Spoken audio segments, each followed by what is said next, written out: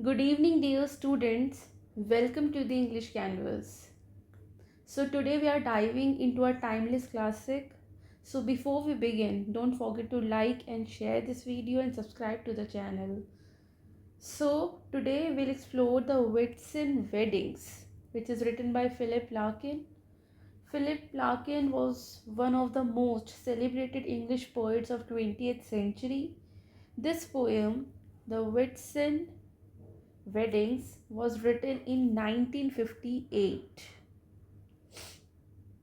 It was written in 1958 and including in his 1964 collection of the same name. तो ये 1958 में poem लिखी गई थी, लेकिन इसका पब्लिकेशन 1964 में हुआ था एक कलेक्शन में जो कि इसी नाम से है. तो the Whitsun weddings Philip Larkin की एक पोएम्स का कलेक्शन का भी नाम है, जिसकी फर्स्ट पोएम है द विट्सन वेडिंग्स, जो कि पब्लिश हुई थी 1964 में. This poem captures a simple train journey across England but transforms it into a meditation on life, love, society, and the passage of time. In this poem, Larkin observes a series of weddings taking place during Whitsun weekend, right? So it's a traditional English holiday celebrating Pentecost.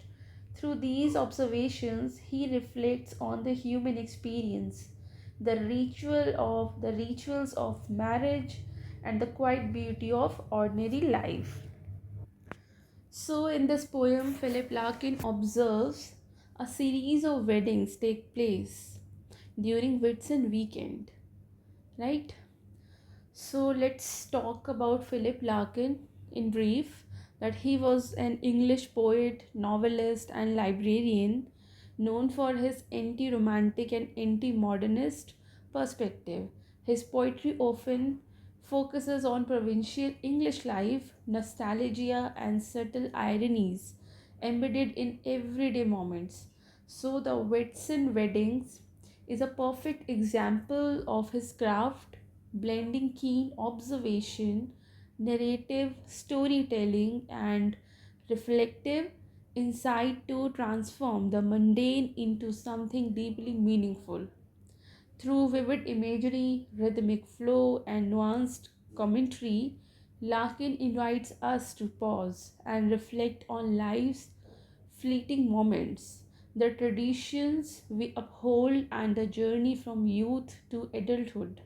This poem is not just about weddings, it's about time, change, and the quiet significance of ordinary experiences. So let's read the poem line by line and discuss its deep meaning. तो चलिए poem को पढ़ते हैं. So basically first stanza में setting को describe किया गया है सीन की. That Whitsun I was late getting away, not till about. So the speaker recalls the Whitsun. Philip Larkin is recalling Whitsun holiday, immediately giving the poem a temporal frame. His lateness suggests indifference or leisure rather than urgency. Not till about 1:20 on the sunlit Saturday. So this exact times at this 1:20 on the sunlit Saturday. So this is the exact time which adds realism. The adjective sunlit, this sunlit Saturday. So the adjective sunlit sets a bright, languid tone. Did my 3/4 empty train pull out? So the detail of the half empty train evokes post war domestic travel, ordinary and provincial. It also symbolizes the speaker's partial detachment from the crowds. All windows down, all cushions hot, all senses of being in a hurry gone. So, there is a repetition of all, that is a alliteration, poetic imagery. जब कोई word बार बार repeat होता है या फिर कोई एक letter बार बार repeat होता है तो उसे एलिट्रेशन बोलते हैं. ये एक पोइटिक डिवाइस है. So repetition of all creates a rhythm. The heat and stillness. So the heat and stillness convey summer topo and the poem's meditative tempo. We ran behind the backs of houses, crossed a street of blinding windscreen. So the journey begins through mundane suburban scenery. Blinding windscreens gives a flash of harsh modern brightness. Smelt the fish dock thence. The river's level drifting breath began. So there is a sensory transition from the industrial, which is fish dock smell. Smelt the fish dock. Smelt the fish dock. This is this is from the industrial to the open. Natural river, the river's level. So the natural river marks the shift from city to country, where sky and Lincolnshire and water meet. So there is a merging of sky, county, Lincolnshire, and river. Water symbolizes river. So there's a merging of sky, county, and river creates a visual horizon hinting at unity and calm after urban clutter. So this is the first stanza, which is the opening of the poem, right? So this is actually starting a setting of the scene. In the first stanza, Philip Larkin situates the poem precisely in time and space, right? Grounding the narrative in Whitsun Weekend, a culturally significant time for weddings in England. 3 quarters empty train. This phrase,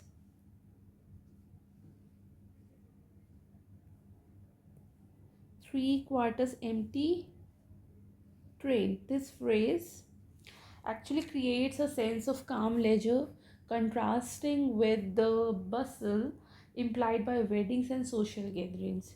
There are some sensory image like there is one second. Yes, the blinding windscreen. Wait for a while.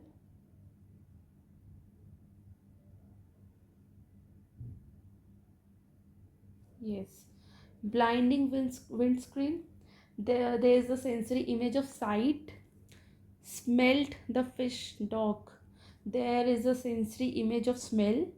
इसमें smell की sensory image आ रही है. And the cushion hot, this one, this is a tactile that make the scene vivid. There is a transition from urban to rural. How can we say that? Like backs of the house, rivers level drifting, breathe. So these examples establish Larkin's focus on provincial English life and the interplay between human settlement and nature. So this tone of the tone of first stanza is observational, reflective, and introducing Larkin's characteristic quite detachment, right? चलो अब इसके बाद stanza 2 पढ़ते हैं. All afternoon, through the tall heat that slept for miles inland. So, personification of heat as sleeping intensifies the drowsy atmosphere. It's an England sunk in summer stillness. A slow and stopping curve southwards we kept, so that the train's sluggish pace mirrors reflective thought. The curve suggests both motion and continuity.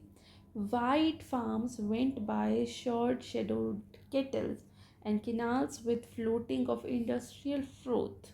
So there's a juxtaposition of pastoral and industrial imagery which presents post-war England's mixed landscape. beauty beside decay, right? A hot house flashed uniquely, hedges dipped and rose. So there's a fleeting brilliance, symbol of brief intensity amid monotony. Kinetic description gives rhythm to the journey, echoing the train's motion. And then a smell of grass displays the reek of buttoned carriage cloth. So there's a contrast between fresh outdoor scent and stuffy interior, emphasizes confinement versus openness. Until the next town, new and nondescript, approached with acres of dismantled cars. So Larkin's realism surfaces here. The new and the nondescript towns, the new and nondescript towns embody uniform modern expansion, dismantled cars suggest waste and loss. So, this second stanza, in this second stanza, we observe the journey. Larkin depicts provincial England in fine detail, combining natural imagery like farms, cattle, smell of grass with industrial decay, right? With industrial decay, which is about floating of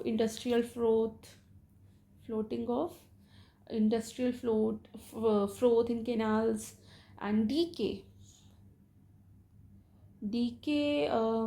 represents floating of industrial froth and dismantled cars, right?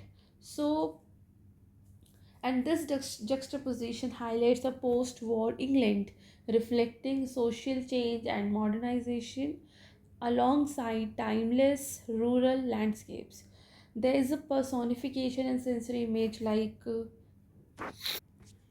yes, here, the tall heat that slept, and hedges dipped and rose that animate the environment. So Larkin's slow train journey mirrors his contemplative pace, allowing him to absorb social and natural surroundings. Right? Now the third stanza is, here he is noticing the weddings, right? At first, I didn't notice what a noise the wedding made. So there's a this is the poet's perception awakens slowly.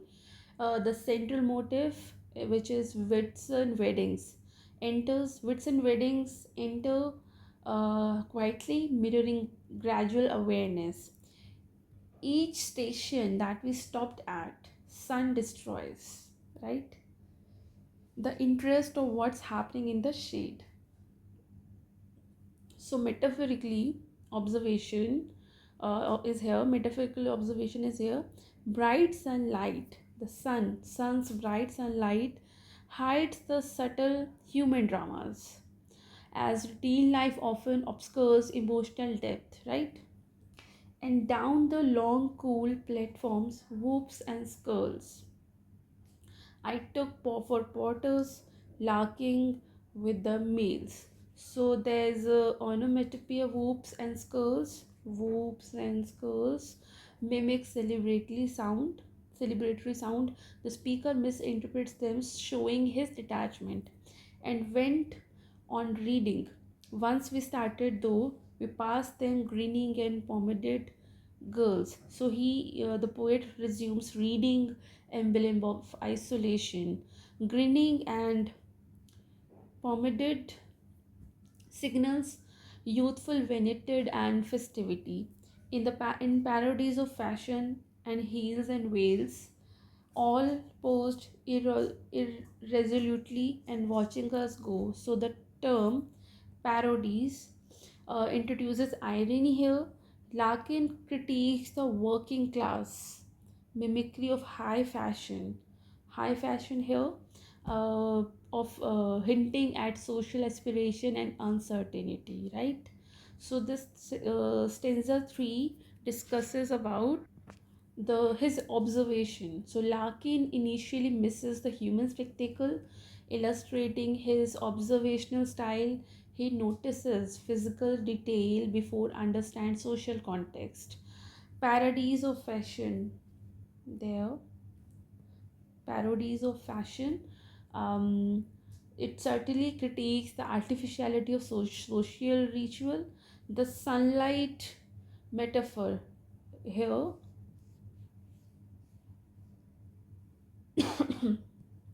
The sun destroys the interest of what's happening in the shade. So these two line uh, describes or hints the sunlight metaphor. It suggests how ordinary life often goes unnoticed unless actively observed, right? And Larkin's detached narrator slowly turns attention to human behavior, which introduces the central theme of weddings as social performance, right? Now, the fourth stanza, which talks about human portraits. As if out on the end of an event, waving goodbye to something that survived it.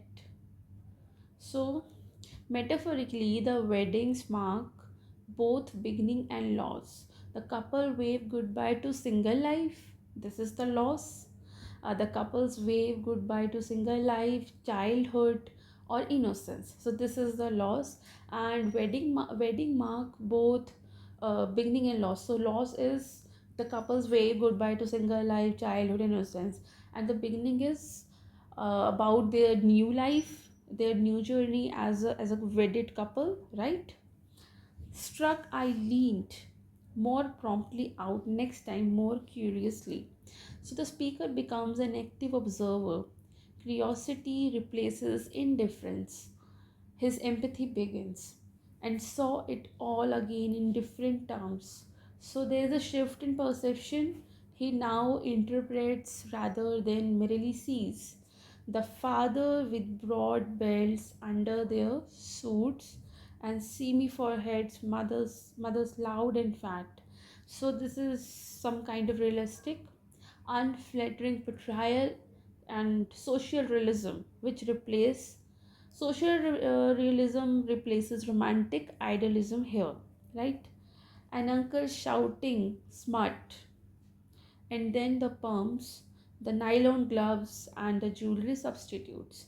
So there's a comic detail which conveys the vulgar exuberance of ordinary celebrations. An uncle is shouting smut, and the pubs, nylon gloves, jewelry substitutes. So this detail conveys something comic in a vulgar exuberance, right? And he talks about some ordinary celebrations, the lemons, mauves, and olive occurs that. So, color imagery evokes artificial brightness and really shows how ceremony transforms reality into spectacle. So, this is stanza 4. So, here Larkin observes social types and rituals, painting vivid character sketches. So he talks about some human portraits. Like he ritualized social behavior as parents, relatives, children. He describes marriage as a public and performative event. There's a contrast between appearance and reality, or we can say fashion versus natural individuality. There are some visual imagery like lemons, mauves, olive. So these elements emphasize artificiality and distinction, ceremonial occasions. So the poem now moves from the landscape to society, showing Larkin's skill in linking environment and human action, right? So now we'll discuss stanza 5 here.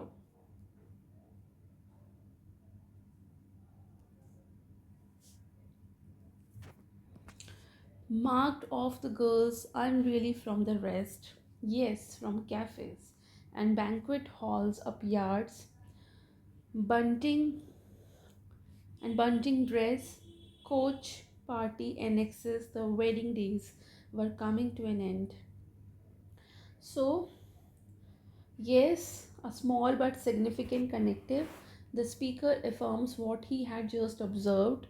The simple adverb ties this image to the previous stanza and signals a shift from mere seeing to summing up. From cafes and the banquet halls of yards. So here, it marked of the girl unreally from the rest. This line. So Larkin lists ordinary commercial venues, cafes and banquet halls, right? So he lists ordinary and commercial venues. The diction underlines how weddings are embedded in everyday commodified spaces rather than in some romantically removed setting. Bunting dressed and coach party in excess. So it's bunting evokes cheap celebration. Bunting dress matlab cheap celebration, and coach party in excess. Coach party suggest organise, तो ये जो bunting है ये cheap है, और coach party basically suggest organise often working class exertions. So annexes implies secondary attached spaces, not central, not grand. So together these details produces a mild satirical register, celebrately but banal. The wedding days were coming to an end. So it's a matter of fact close. The feast day closes. Ritual and spectacle are winding down. The tone is observational rather than moralizing.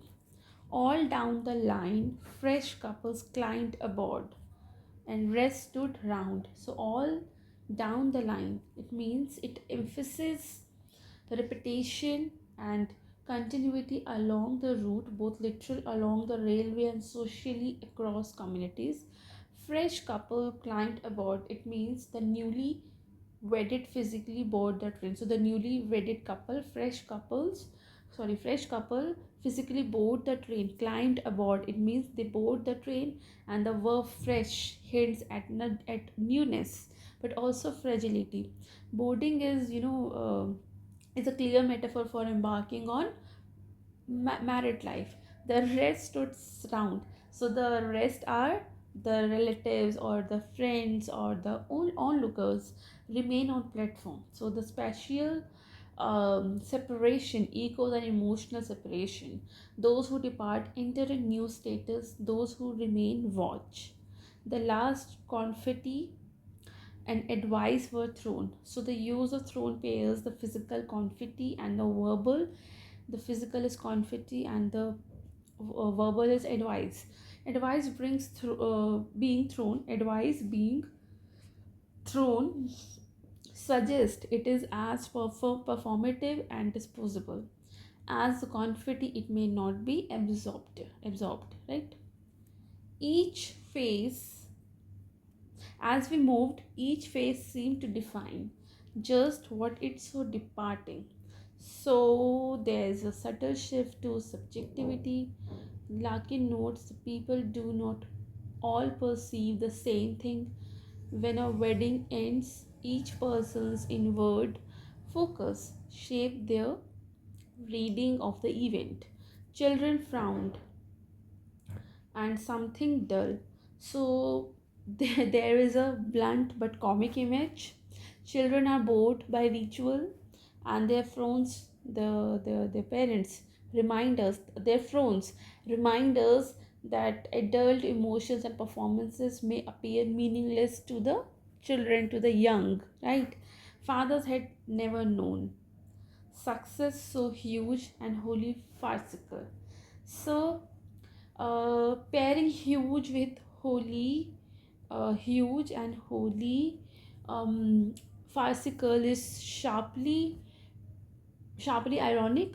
For fathers, a wedding is a performance of social of social success, display of family achievement, yet Larkin's wording undercuts the sincerity. So the success is theatrical, exaggerated, and even absurd, right? The women shared the secret like a happy funeral. So the women shared the secret. So who are the women? Mothers.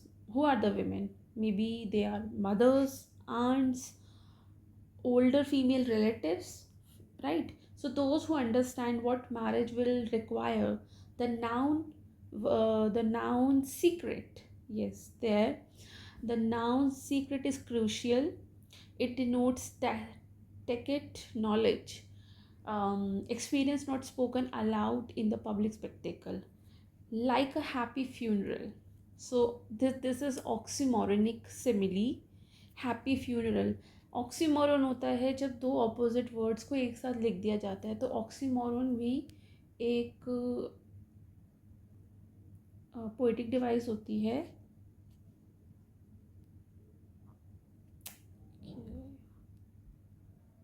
Right.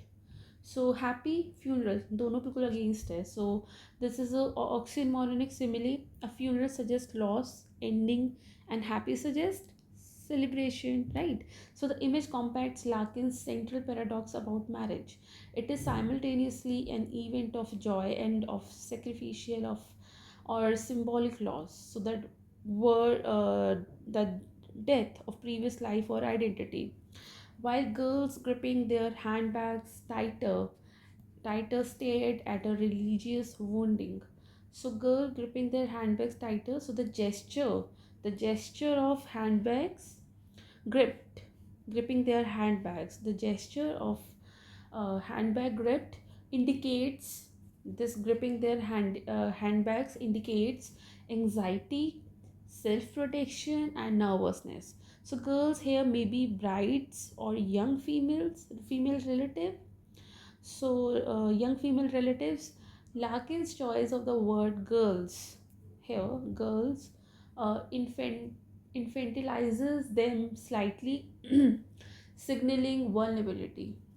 So stared at a religious wounding. So the metaphor is dense here. Religious gives the act of sacramental quality. Wedding as a sacred rite. Wounding introduces pain or loss. Pain and loss.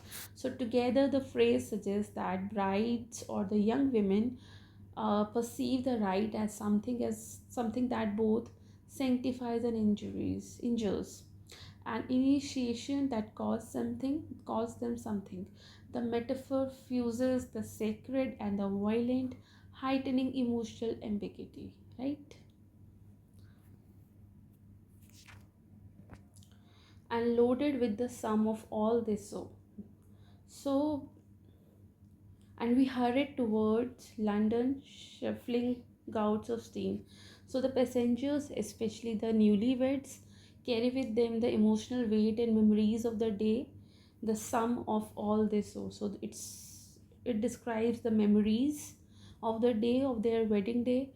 It signifies how if every experience contributes to shaping one's identity. The verb loaded implies a heavy emotional baggage, joy, nervousness, and expectation. Shuffling gouts of steam. It evokes the image of train moving ahead, breathing and alive, symbolizing both motion and transition. So the journey to London is not just geographical, it's a symbolic movement from innocence to experience, from celebration to responsibility, right? Now fields were building plots and poplar cast long shadows over major roads, and for some 50 minutes that in time would seem. So the countryside gradually turns into urban sprawl. The fields were building plots. So it shows how rural England is giving way to suburban expansion. The popular cast of long shadows, it suggests evening, that and the nearing end of both the journey and symbolic transition of the newlyweds into a new phase of life, right? And in this line, some 50 minutes that in time would seem. That the poet reflects on how fleeting this journey will appear later when remembered in the vast expanse of their lives. Time is relative. What seems significant now will become a small but memorable fragment in hindsight, right? Now, the next stanza is just long enough to settle hats and say, I nearly died. A dozen marriages got underway. So the settle hats refers to the women adjusting themselves after the flurry of wedding ceremonies. I nearly died. It's a humorous capture.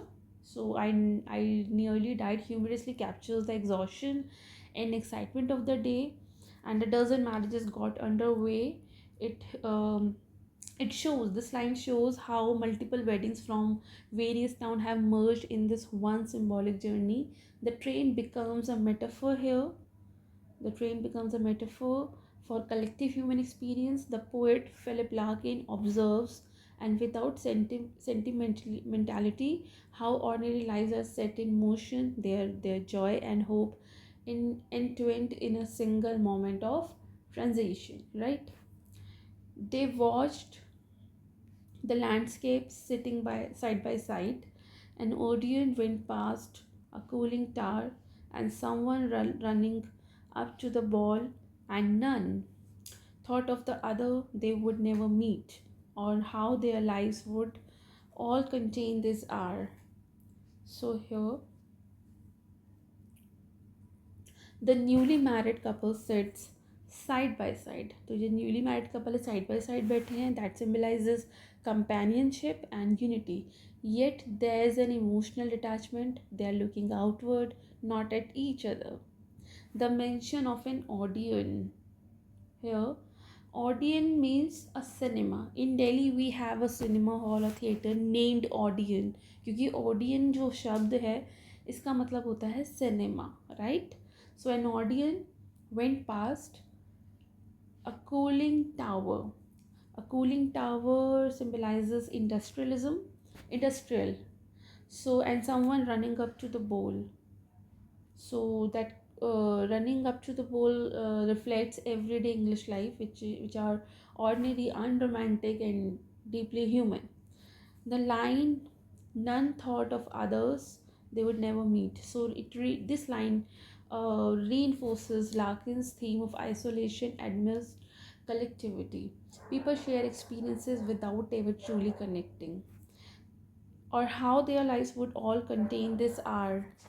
So this moment, though fleeting, will be etched in their memory. It becomes a shared fragment of existence, binding strangers through the power of time and experience. Right? I thought of London spread out in the sun, its postal districts packed like squares of wheat.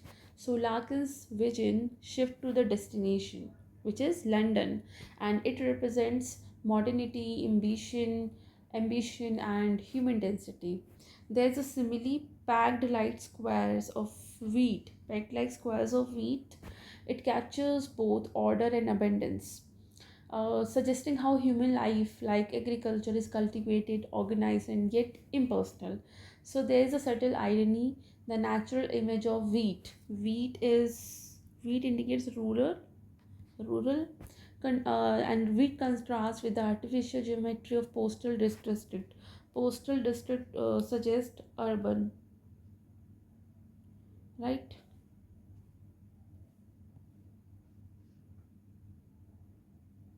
Urban. So there is a contrast of between a rural wheat and urban postal district. So the poet contemplates urban uniformity and human conformity, themes central to Larkin's worldview. Right now, the next stanza. There we aimed, and this is the last stanza actually of the poem. There we aimed as we raced across bright knots of trail, past standing pullmans of wall of blackened moss. Come close, it was nearly done. This frail traveling coincidence. So they There we were aimed. So the train journey represents a shared human trajectory, everyone heading towards the same inevitable destination, not just London but metaphorically, life's onward movement toward change and finality. Right? So, bright nodes of rail. It's a complex interconnected track symbolize the intertwining of human lives, momentarily connected before diverging again. Past standing Pullmans and the walls of blackened moss evoke industrial decay and the grime of modernity. It's a contrast with the natural beauty described earlier.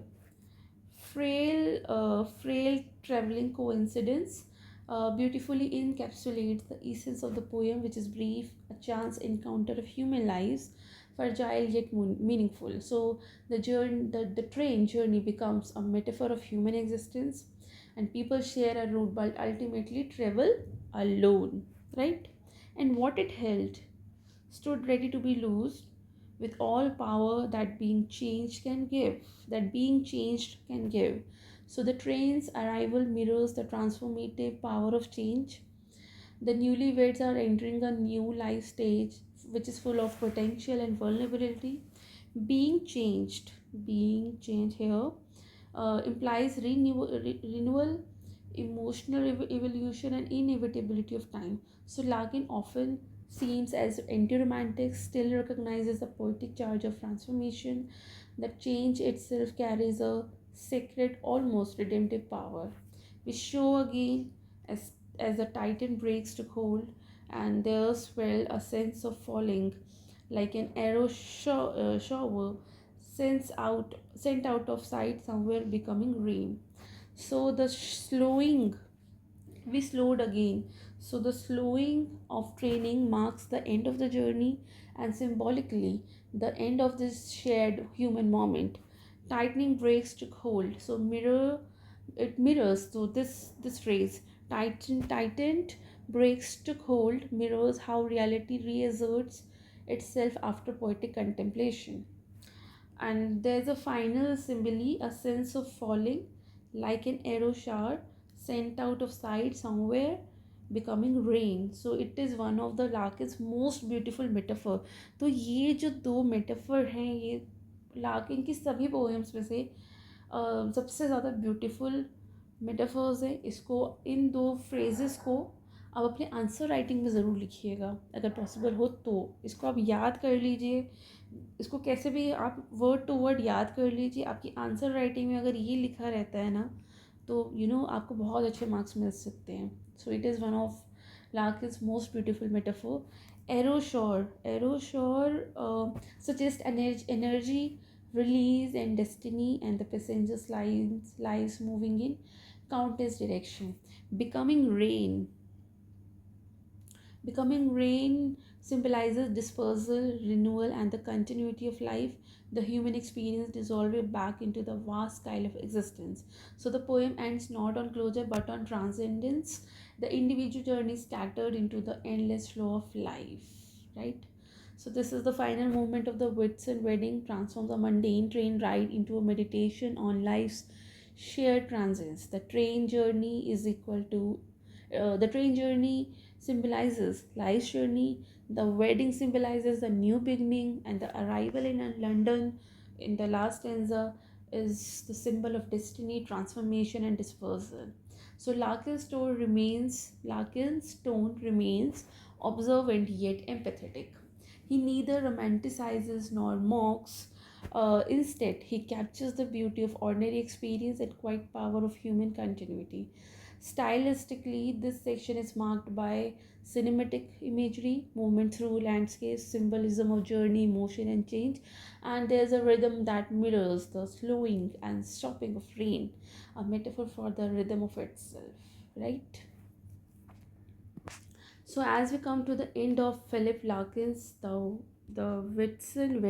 Weddings, we realize how an ordinary train journey becomes a profound reflection of on life, time, and human connection.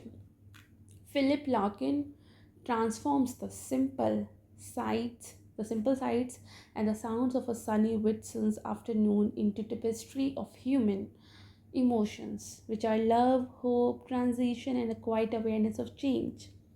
Through his vivid imagery and subtle irony, he captures the essence of English provincial life, where beauty often hides in the everyday and the fleeting moments of togetherness reveal life's deepest meanings. So, the poem reminds us that every journey, which is physical or maybe emotional, carries within it the power of transformation.